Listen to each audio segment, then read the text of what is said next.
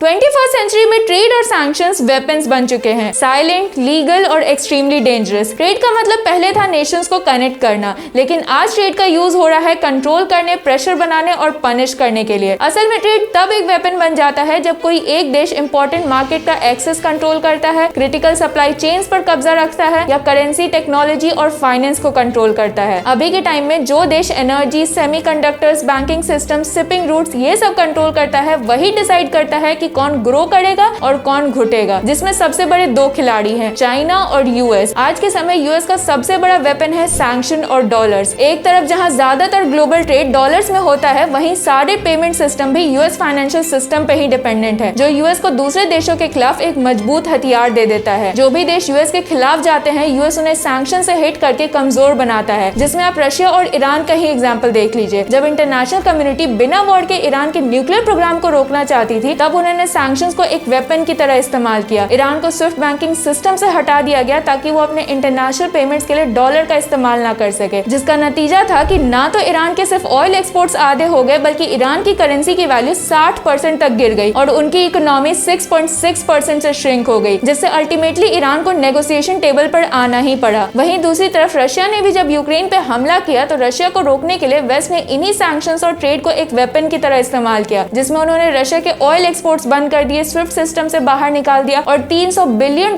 के foreign assets freeze कर दिए ताकि वो इकोनॉमिकली टूट जाए और ये वॉर रोक दे। लेकिन देखिए, जरूरी नहीं है कि हर बार ये तरीके काम ही आए, और वही हुआ रशिया के केस में। रशिया की इकोनॉमी डैमेज तो हुई, पर पूरी तरह से कोलैप्स नहीं, क्योंकि उसने समय रहते अपने ऑयल एक्सपोर्ट्स के लिए इंडिया, चाइना जैसे ऑल्टरनेटिव्स ढूंढे और डॉलर की जगह लोकल करेंसी में ट्रेड किया ताकि वेस्ट के ट्रेड वॉर को काउंटर कर सके। वैसे ही चाइना का भी एग्जाम्पल देख लीजिए। चाइना ने शुरू से ही सैंक्शंस को ध्यान में रखकर अपनी स्ट्रैटेजीज बनाई। उसने रेयर अर्थ पे अपना कंट्रोल रखा, ऑल्टरनेटिव सप्लाई चेन्स बनाए और बेल्ट एंड रोड इनिशिएटिव के जरिए अपने इन्फ्लुएंस को बढ़ाया, जिसका रिजल्ट है कि आज उल्टा यूएस ही चाइना पे इतना डिपेंडेंट हो गया है कि चाइना ने अगर रेयर अर्थ की सप्लाई रोक दी तो यूएस की डिफेंस इंडस्ट्रीज का दम घुट जाएगा। इवन इंडिया की बात करें तो इंडिया इकोनॉमिक वॉरफेयर से बचने के लिए अलग ही स्ट्रैटेजी फॉलो करता है। एक तरफ जहां इंडिया राइवल्स के साथ ट्रेड करता है, वहीं पार्टनर्स के साथ डिप्लोमेसी भी, जिसे कहते हैं स्ट्रैटेजिक ऑटोनॉमी। इकोनॉमिक वॉरफेयर की एरा में सर्वाइव करने का बेस्ट तरीका। इसलिए ओवरऑल जरूरी नहीं है कि ट्रेड वॉर हर बार घातक ही साबित हो। अगर स्ट्रैटेजीज अच्छी बनाई जाए और खुद को फ्लेक्सिबल बनाया जाए, तो कोई भी देश आराम से इस ट्रेड वॉर को और सैंक्शंस को झेल सकता है।